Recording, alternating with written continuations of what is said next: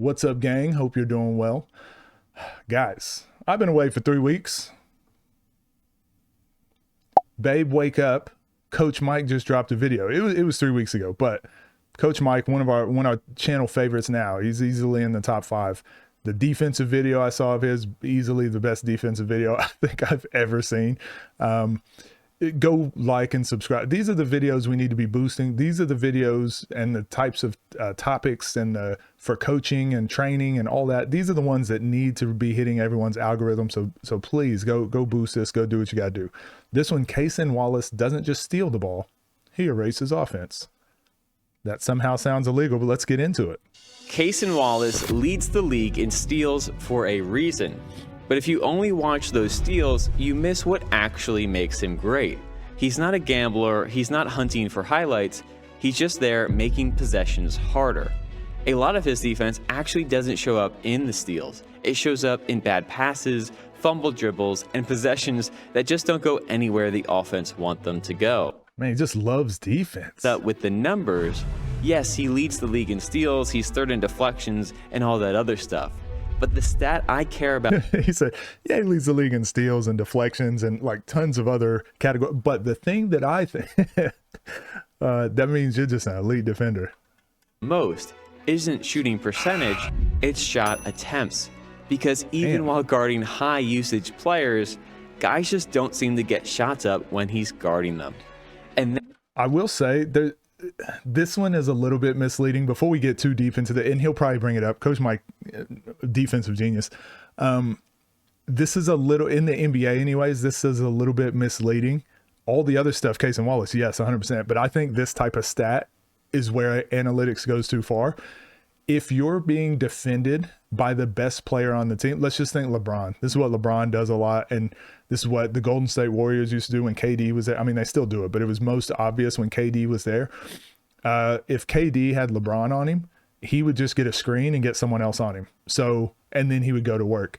If he had LeBron on him and picked up his dribble, he would just kick it out. He's like, why am I going to try and make a tough shot over LeBron? So your percentage of being scored on goes down, because why would you go against like a good one-on-one defender or a physical athletic one-on-one defender when you could go against someone else very easily? So because the NBA defense is so lazy, regular season, for the most part, it's pretty easy to pick apart and get a switch. It's getting better. I will say it's getting a lot better. And this year's been okay. It's a lot easier to just get the matchup you want and then go attack them. Sorry, that was a long rant of why stats can be misleading. I'm making a video on it, don't worry. What this breakdown is about, not just how he gets steals, but why NBA players hate seeing CASON WALLACE pick them up. And more importantly, how you can steal his secrets and add them to your own game. Let's dive in. Man, oh man, what a defensive play. This defense. Wow. And it starts with how he guards the ball. CASON WALLACE plays with a forward stance. That means he's loaded forward, hips hinged, like some of the best defenders we've broken down on this channel. He's not sitting back on his heels, and he's not waiting to react. He's leaning into the driver's space, which lets him attack that first step instead of chasing it, giving him more pressure and more control. This is the concept we call disruptive control. That pressure predicts play, and CASON WALLACE loves to win that first move. Sometimes he'll even extend his pressure to the full court. Now, so this is another reason when you're practicing your ball handling, you're practicing all your drills, always pretend that there's someone guarding you like CASON WALLACE, and then go, will that work? And if the answer is no, there's no need to practice it. You need to practice. This is why I always say, like, a good ball handler to me, or being efficient, being like every inch matters, like one dribble less matters, all that stuff matters. And it's so important, because I'm always imagining, like, imagine you get the best defender on you. Will that work? not because he's Like Steph Curry right here, like what crossovers or dribble moves could he do? Nothing. He could just be younger, for one. So it's just like straight line to here. CASON WALLACE cuts him off, up, straight line to here, straight line to here. Like your angles are going to save you. Keep it in one hand. You don't want to get that ball over to this hand. Don't want to have a loose dribble. Don't want to be doing too much. Like you just want your straight lines, and space and speed and pace is what's going to help you here. trying to pick someone's pocket in the backcourt, but because he wants to make them work. and stars don't love that. Sometimes you'll even see them give the ball up early and let someone else. That's the best offensive play against someone like CASON Wallace. Just pass it to someone else. Wallace. But once that ball leaves their hands, Wallace doesn't relax. He stays locked in, denying them from the play and making every catch feel like hard work. Because by limiting touches of a star player, he changes everything for the offense, which is part of the reason OKC is so much better defensively when CASON Wallace is at the point of attack of their defense. And this is why I always say, like, the NBA, a lot of those stars, it's not real numbers. Because when you get in the playoffs, there's a lot of players that play similar to CASON Wallace. He's just figuring out a way to do this for 82 games. But there's a lot of players, like, watch Ja Morant, even Steph Curry. And the only reason Steph Curry's struggling right now, he's just older. He's just older. We play in a league right now where everyone plays about 80%. Well, Steph Curry, Kevin Durant, the Paul Georges, like guys like that can still have crazy numbers. Kawhi Leonard's, because people aren't making them work for 40 minutes or 48 minutes. But someone like a CASON Wallace will make you work. Steph Curry's just like, I just don't have it anymore. Like, I can't go 48 minutes running around off screens like I used to, because he knows he's going to have to do it in the playoffs. Look at Ja Morant here, same thing, one of the most athletic guys in the NBA, and he's just like, he's jogging to spots and he's like, just let me get open, let me get open, let me get open, just leave me open. And then he just runs away. But it's like, dude, this is why we need to learn how to play full speed. We need to be able to play like at a high intensity all the time. But this is why this year has been so much fun with OKC's defense for one, but so many other teams. There's like 4 or 5 teams that are playing like real defense and playing intense. It's pretty good. Much better defensively when CASON Wallace is at the point of attack of their defense. And by playing full speed, like Ja Morant can get open if he uses a lot of energy, but again, it just uses a ton of energy, which means you can't ISO for 48 minutes. That's why the James Hardens, again, they can average 30 points a game, but if you make them work for 48 minutes, they can't. It's just all the teams in the NBA aren't prepared to play that way, unfortunately. Defensively, when CASON Wallace is at the point of attack of their defense. But of course, that's not the only reason, because the star players will eventually catch the ball, and now we get to see the footwork that truly separates CASON Wallace on the defensive end. And if there's one thing that really stood out to me watching him, it's his top foot defense. A lot of defenders open their hips when their top foot is attacked. CASON doesn't. Instead of opening up, he almost hops into the attack. You can cross these types of players really bad, but you have to be super efficient.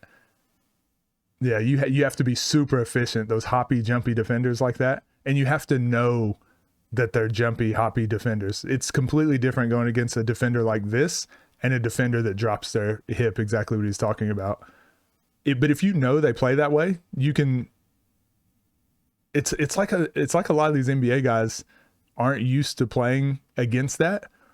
But if you've played against wrestlers, honestly, I've said this a lot. Wrestlers in high school were always the hardest for me to score on, because I'm like, they keep getting their hips in the way, keep getting their chest in the way, and it's unorthodox.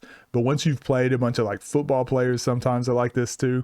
When you've played against a bunch of those type of guys, after a while, you can start to understand like what works and what doesn't. And honestly, physicality helps a ton. You can cross them by being just very efficient, making them guess, or you can just be physical and just all the same concepts we typically talk about. Play your angles, shoulder to chest, create space, 0.5 seconds of freedom sort of stuff. But I think the most impressive thing is his ability to switch between styles. One night he's pressuring Luka's every dribble, the next he's denying Steph Curry off the ball, and then he's doing the complete opposite the next night. And think about what I just said. I was like, if you know what type of defender they are, you can actually like prepare for it ahead of time. This is a problem where I'm like, phew, imagine dealing with a guy that can just do either one and switch on the fly. Sagging off of Ja Morant and staying in front by taking recovery angles. I mean, just watch this closeout. It seems like a normal, typical play, but most players would run straight to their man, giving Ja the driving lane down. He knows the assignment.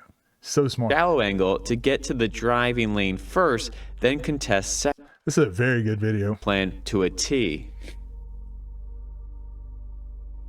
And all of that footwork puts him in position to make plays on the ball. You see, good footwork turns defense into offense, because when most people see a steal, they think quick hands, but with Wallace, it's almost always about positioning first. This was popularized by Drew Holiday, like getting your chest in the way and going for that steal. And I do hate the way that skills trainers break the steal down. They always talk about like jumping for the steal. It's like, no, it has nothing to do with the steal or the deflection. Exactly what Coach Mike is talking about here. It's the footwork first. And I learned this from my JUCO coach. He would never let us gamble. He was a very like numbers. He used to be a rocket scientist. He used to work for NASA. So he's very like analytical, like down to the numbers and efficiency. And that's probably bled into how I coach a lot of things. But he would never let us gamble. He would never let us go for low percentage plays. But the way he taught us to play defense was positioning. And once they make a mistake, so if we get a deflection or if they throw a loopy pass, like, or a pass that bounces twice, once we get them out of position, then we're allowed to be ultra aggressive for steals. And that changed the way I thought about defense a lot too. So I went from looking at being like ball dominant, like ball focused, of watching the ball and trying to like jump at every little fake and get the ball, or staying solid and waiting for the offense to like lose the advantage. And then I got so many more steals, so many more deflections, and it's more of a team concept that results in more steals for everyone, really. Put him in the right spot and his hands just finish the position. Like right here, like just good. This is just good defense. And then he just saw an opportunity because of how the offensive player was trying to back him down. It got him off balance. And he's like, oh, the ball's there, I can go for the steal. So a lot of people will be like, this is a steal you can get in a game, like let him back you down twice and then gamble. But it's just, he's just playing solid defense. And then he's reading when you're off balance or when you've lost a little bit of control of the ball, and he's on balance and you're not, and he's going for it. The play. One of those steals is the second dribble steal. The first dribble is all about staying connected. The second dribble is where offenses will expose the ball. That's where CASON Wallace will poke in. It's a concept Gary Payton II has even talked about and displayed on film. That second dribble allowing you to time up the rhythm and positioning of that steal. This is why I always talk about one dribble, right? Not because one dribble gets you to the basket all the time, but it's just like one dribble you should be getting to the basket. Second dribble is to deal with the help defender. If you're having to drive against a really good player and you're taking another dribble, you just made the wrong decision. Once you take one dribble, if you're not past him, this is like, you guys watch my videos, right? Like what should happen here as an offensive player? Well, he's got his shoulder into his chest, snatch back. Like you got to retreat dribble, snatch back, like just admit in your head really quickly. One dribble, ooh, good defense, boom. Okay, guard me again. Now I've got space, now I can work. The tough part is guys like CASON Wallace, when you do that step back, he's going to eat up that space really quick. So that's why I call it 0.5 seconds of freedom. So again, the second dribble getting a lot of these guys into trouble because they didn't fully beat them. Allowing you to time up the rhythm and position. Like he didn't fully beat him to the basket. So that second dribble, which is typically to deal with the help guy, you've just got to admit, like, okay, he did a good enough job cutting off my angle to the basket, like live to fight another day. Against bad defenders, and this is where the false narratives come in and the false analytics come in, people will say, well, second dribbles in college work more. And it's like, yeah, because you're not playing elite defenders. Or against bad defense, yes, it works. But against good defense, it just doesn't work. So let's not practice that. Of that steal. Because if it's bad defense, I mean, anything will work, right? But Wallace also has a knack for hunting crossovers on those setup moves. When the ball moves from one hand to the other, well, that's the window. And he's not reaching for where the ball was, he's trying to beat it to where it's going, whether it's down low on the cross or trying to beat it to the opposite hand.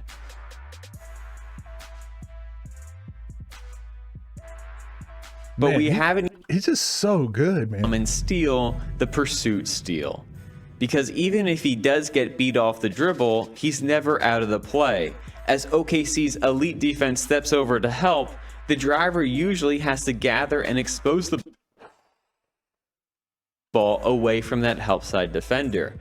You can't teach that. I don't care who you are. This right here, I tried to learn how to do this as a player. Like IQ wise, I always thought I was pretty good. Like I knew defensively, I won't say I was an elite defender, but I played defense kind of like Steph Curry, where it's like, if I get put into a spot where it's not my strength, I'll switch out of it or pre-switch out of it or put us in a better situation as a team. But it wasn't like I was always the solution. Like, oh, let me go stop this guy. Let me lock down this guy. Let me lock down this guy. So I think I was a lot smarter than I was just gifted defensively. But this right here, I've always seen it, and I would know, let's say I was CASON WALLACE right here, and this guy would drive and make a play. In my head, I know what he's going to do. In my head, I know he's going to bring that ball back. Every time I reach in right here, I probably foul. Usually has to. There's some guys that are just, they just got such good hands, and they can get in there without fouling. It's crazy. And I've had teammates like this. I'm just like, man, how do you do that? For Wallace to pursue in and swipe the ball away. A mix of effort, timing, and staying in the play just long enough to turn it completely. Man, it's just so funny too. All the stuff we talked about in that last video I think I uploaded, where I'm like, I tell guys never bring the ball back across your body. And staying in the... Just because like good defenders are always going to like keep hustling, keep working. Again, you see this a lot more overseas than you do here. But when you see a guy do that over here, it's like, oh, wow, good defense. But just like not giving up on that, brings the ball back across his body. Brings the ball back to the defense. Again, a lot of this stuff is easier said than done. Try that. It gives reasoning for why I teach it. Hopefully now you guys can see why I say a lot of those things. Push him out. Wallace doesn't let the post defense is all about like not letting them get their body to you. So being smart, it's tough here because as Siakam's open, and he's probably been open for, let's have a look at it. Like someone like Randall, this is probably where he struggles a little bit, and we saw him struggle in the playoffs. But understanding these concepts of Siakam is open. He's open right now, but Wallace is playing this game of like, I'm not letting you get your body, like I'm not letting you hold me off. And so as soon as that pass does get made, I can kind of release and get to it. TJ McConnell knows that, so he's kind of just like, I can't really throw him the pass. And the reason Siakam doesn't get this ball now is because it takes two players being on the exact same page. Like, where do you want the ball? Do you want me to throw it? Once you get players doing this sort of thing, like it's really tough. So really good defense here. That's crazy. The counter to it is Siakam like putting his left arm into CASON WALLACE's chest and then holding out his other arm. You can't really see. This is the counter. Like, so to throw it to this hand. And still, it's still good defense because CASON WALLACE is going to force Siakam to catch it out here rather than where Siakam wants it. But, like, at least you can get the ball and you can keep your mismatch. And then you can maybe try and back him down from there. Still not going to be easy, but, I mean, at the end of the day, it's probably better for somebody else to just go try to score. Really good. Post up. Because while most players rely on strength and sit behind the post player and push him out, Wallace doesn't let the post settle. He doesn't let himself get sealed. And when that entry pass comes, he uses his quickness, not his strength, to attack that catch. Yeah, just stays separated every time. Similar to his teammate Alex Caruso. Caruso, the way he does it, I'll be honest, he's just a garbage man. He's a junk man. And I think both of these are really good defensive styles. I think CASON WALLACE just plays a lot more of like, it's just elite. Alex Caruso is just like hard worker. He really does remind me of like a overseas kind of European player of like, you're gonna feel him the whole game. He's gonna wear you down the whole game. I think that's another way to go about it. I don't think it's bad, but his is a lot more like junk man, garbage man defense of just like physicality, be annoying, be in the right spots, be in your way. But and for a guard his size, there's what I was talking about. That's the counter, what Jokic just did right here. But then I don't think Brown was on the same page. And this is what you count on. So if you're a post player on defense, you're kind of playing the post guy, but you're really playing the passer. And you're just hoping, like, imagine Jokic was passing to Jokic. This play would work. But because you're relying on Christian Brown, who's like an okay passer and reading situations, like throws it kind of going away from Jokic, not a great pass. Caruso go make a play on it. And the last piece of the puzzle, when he's not guarding the ball or the post up, well, this is where you start to realize he's not just a problem at the point of attack. Like this sort of stuff, being able to get hands in there and not foul, it's so crazy to me. Stunting and recovering for steals, reading passing lanes off the ball, spearing through hands. I did a lot more of that, the passing lanes, but yeah, when someone's like dribbling it and me just going and taking it away from them, I just can't imagine. He's not gambling late. He's arriving early and reading the play and getting ready to go make one. We've actually been seeing a lot more of this. Indiana did this a ton, and that was the first time I'd really seen it. This is crazy to me. Like, because they don't want this Şengün and Kevin Durant pick and roll. Look how far he's standing in the gap. Like, again, like that should be like a fairly easy pass. And now, this is so good. Okay, we're seeing why, like a lot of those skills that I talk about that seem pedantic when I'm talking about skills trainers and where we could actually be better and where we could actually move the game forward. And it sounds really corny to me to say like we don't develop our players properly. It's because you guys watch Kevin Durant be a freak of nature, top 5 scorer of all time. I don't mean like points, I just mean like ability. Like we've never seen anything like it. But imagine Kevin Durant throws this with his outside hand, like left hand pass to here, just a bullet pass like that gives them a 2-on-1.